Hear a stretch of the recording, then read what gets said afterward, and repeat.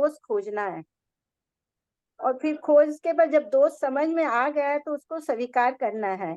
माने कितनी मात्रा में हमारे दोस्त है, क्रोध है, लोभ मोह कितनी इतनी मात्रा में है, वो खोजना है। फिर दोस्त अगर कैसे समाधान कर सकते हैं इसको खोजना है। तो जो उपाय हम खोजे हैं उनको अपने जीवन में कैसे प्रयोग में करना है, तो कैसे प्रयोग में करना है तो इसमें हमें समय लगेगा। क्योंकि हमको प्रभुपाद जी के इस कैसे खोजना, तो इसे जैसे ग्रंथ पढ़ते हैं, प्रभुपाद के बुक, रूप गोस्वामी के ग्रंथ उपदेशामृत, भक्ति रसामृत सिंधु सब पढ़े, भक्ति विनोद ठाकुर के भी भजन है, उससे भी हम अपना दो, मैं तो ये लिखी हूँ प्रभु। राइट। तो हृदय को संशोधन प्रक्रिया, 4 प्रक्रिया है, 4 स्टेप है। पहला स्टेप है आत्म समीक्षा, मतलब अंतर में देखना, अपने हृदय में देखना। अभी हम लोग का आदत है बाहर देखने का, हमारी दृष्टि हमेशा बाहर रहती है। बाहर में हम लोग दूसरे लोगों में चारों तरफ हमको दोष दिखते, नजर में आते चारों तरफ, लेकिन अंदर के दोष दिखते नहीं। तो पहले तो हमको अंदर में देखना चाहिए। इसको पहला नंबर है आत्म समीक्षा, अंदर में इंट्रोस्पेक्शन करना। 2 नंबर है अंदर में दोष जब दिखाई पड़ेंगे तो उसको एडमिट करना, स्वीकार करना कि हाँ मेरे में ये दोष है, फलाना फलाना दोष मेरे अंदर है। उसको अपने आप के पास स्वीकार करना, खुद के पास स्वीकार करना है। अपने को एडमिट करना। ऐसा नहीं, कई बार लोग बाहर में बोलते तो हैं कि मेरे में ये दोष है, लेकिन अंदर में नहीं मानते। अंदर में सोचते कि मैं शुद्ध भक्त हूँ। तो अंदर में स्वीकार करना कि वास्तव में मेरे में दोष है, वो बहुत जरूरी होता है। 2 नंबर है।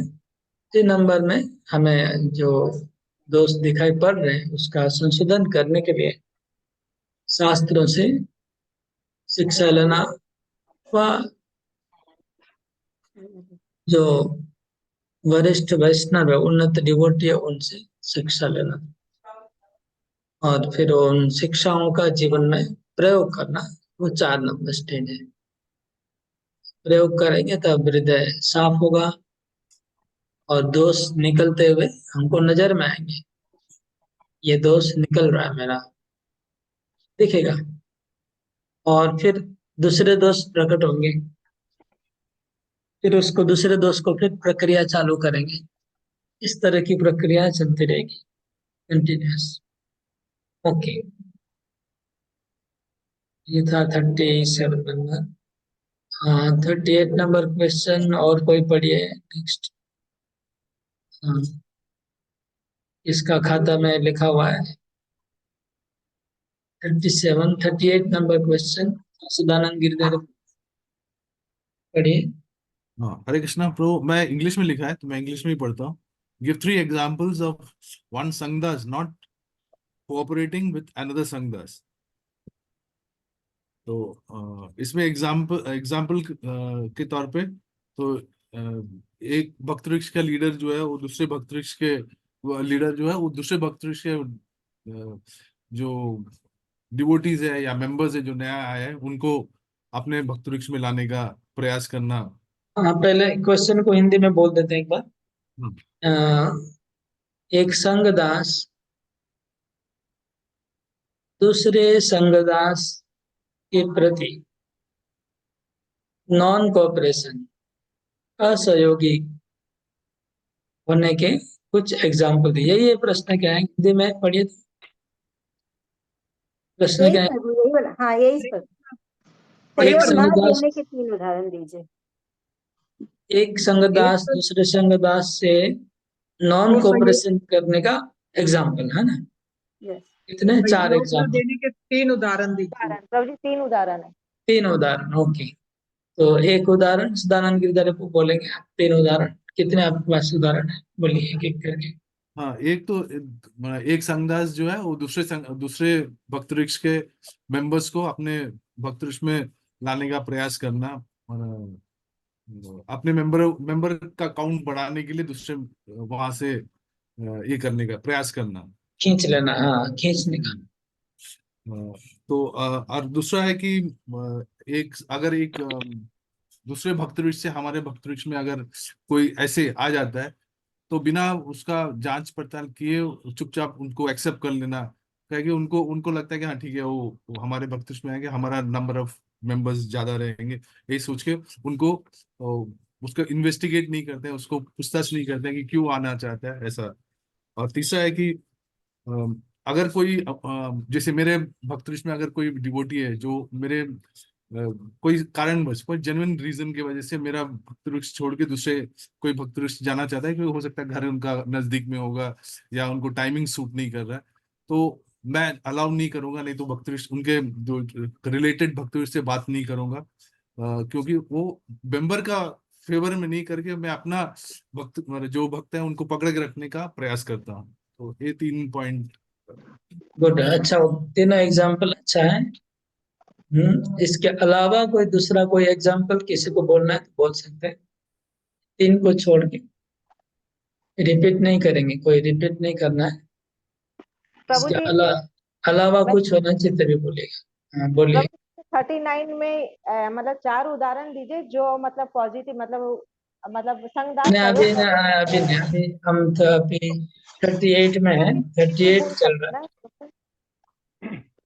ना। হরে কৃষ্ণ প্রভু, আমি একটা বলবো প্রভু। हाँ, बोलो।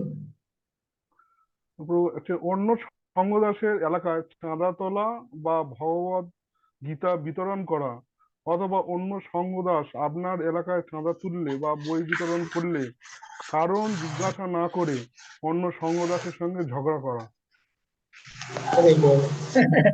ये उत्तम प्रभु ने बंगाली लेक्चर सुना है, क्योंकि ये दुर्गापुर में ये सिस्टम है चंदा तुलने का।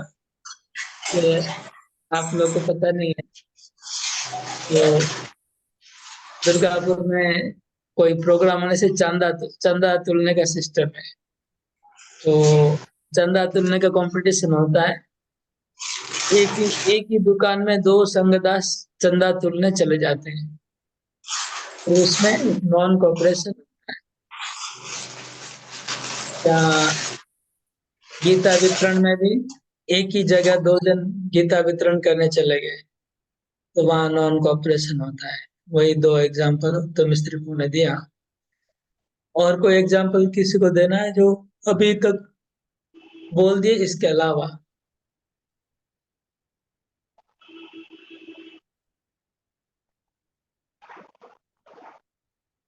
तो ये वाला बोले कि नहीं, मैं ठीक से सुनी नहीं।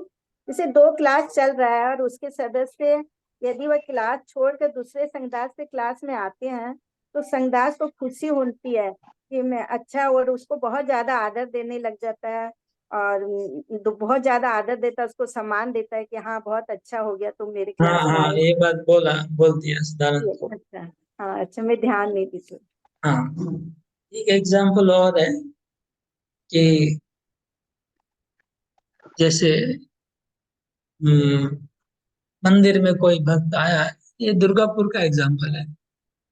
मंदिर में कोई भक्त आया है, उसको प्रसाद नहीं मिल रहा है, कूपन वूपन नहीं मिल रहा है, तो दूसरा एक संगदास उसको देखता है, बोला अरे तुमको प्रसाद नहीं मिला? बोला नहीं, मेरे को कूपन वूपन नहीं मिला, आप थोड़ा हेल्प करिए। तो उसको प्रसाद कूपन देता है। फिर बोलेगा देखो तुम्हारा सिलेंडर कहाँ घूमता रहता है, तुम लोग को ध्यान ही नहीं देता है।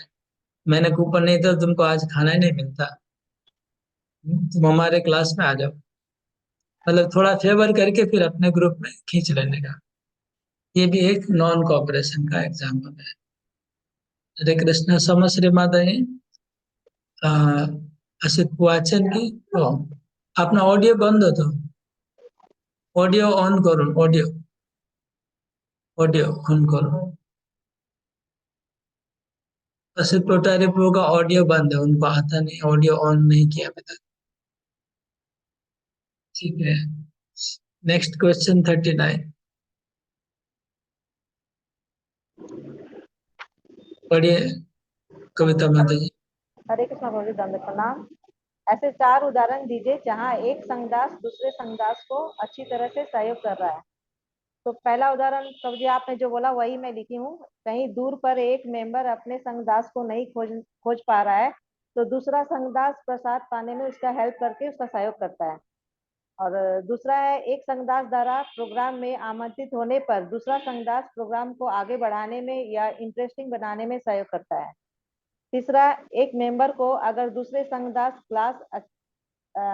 मेंबर संघदास का क्लास अच्छा लगता है तो वो संघदास दूसरे संघदास से फोन पर डिस्कस करके ही उसे मेंबर को अपनी क्लास में आने देता है। और चौथा है, दीक्षा दिलाने में मतलब एक संघदास दूसरे संघदास का हेल्प करता है। दीक्षा का क्या बोले, पढ़ी बोले? जैसे दीक्षा दिलाने में कुछ समझ में नहीं आ रहा है एक संघदास को, मतलब कुछ अगर वो नहीं सुन पाया, कुछ मतलब प्रोग्राम को पढ़ नहीं पाया हो तो दूसरा संघदास उसको डिस्कस करने से वो बता देता है, जैसे कि आज ये आपका पहला पहला पॉइंट फिर से पढ़िए, पहला पॉइंट, 1 नंबर पॉइंट। कहीं दूर टूर पर एक मेंबर अपने संघदास को नहीं देख खोज पाता है तो दूसरा संघदास प्रसाद पाने में उन्हें हेल्प करता है, तो इस तरह वो सहयोग करता है। दूर दूर पर, टूर पर। टूर पे, टूर हाँ में उसको प्रसाद नहीं मिला तो दूसरा संघदास हेल्प करता है। हाँ, जैसे वो मेंबर अपने मेंबर्स को खोज नहीं पा रहा है तो तो दूसरा संघदास हेल्प करने के बाद क्या करेगा, बाद में क्या करता है? तो उसको प्रसाद मिल जाता है, जैसे वो कूपन उसको दे देता है तो वो प्रसाद पा लेता है। उसके बाद क्या करता है वो सवाल है अभी।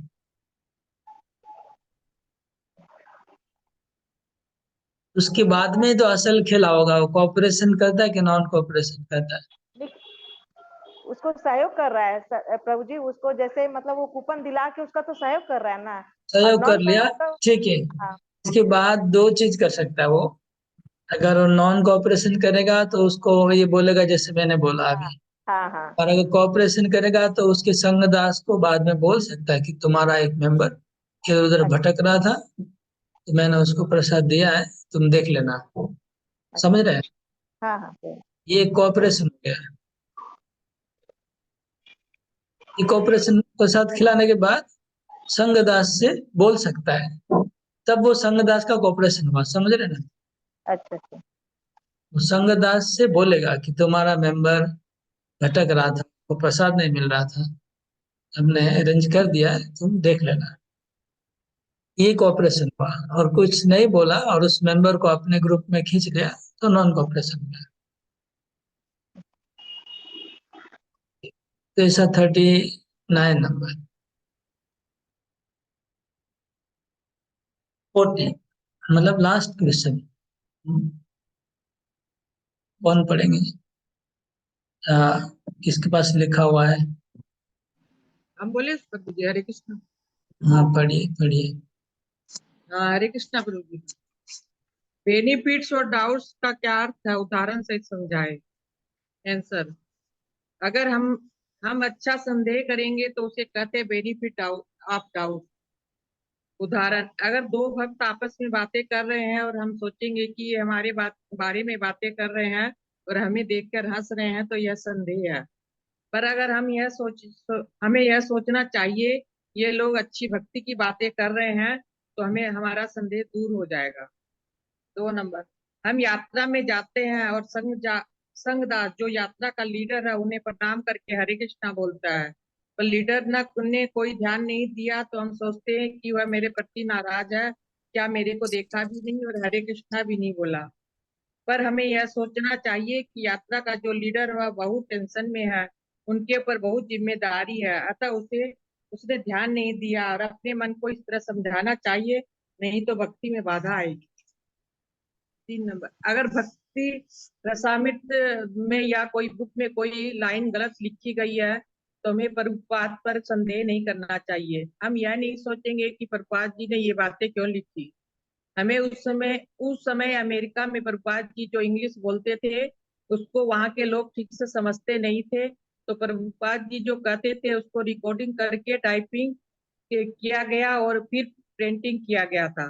तो प्रभुपाद जी ने कहा कुछ और था और लिखा कुछ और गया था, तो अतः सब अच्छा प्रभुपाद एज जी ने सही कहा था पर गलत लिखा गया था, इसलिए हमें कुछ डाउट नहीं करना चाहिए। सब एज इट इज लिख दिए हैं, ठीक है। मतलब उसका क्या उद्देश्य है, उसका मर्म समझना होगा। तो बेनिफिट्स ऑफ डाउट का मर्म क्या है, अर्थ क्या हुआ? Benefits of doubt, giving benefits of doubt का अर्थ क्या हुआ? हरे कृष्णा प्रभु जी बोलो। हाँ। बेनिफिट्स ऑफ डाउट्स का अर्थ है कि अगर कोई संशय हो तो उसे अच्छे के लिए सोचना है।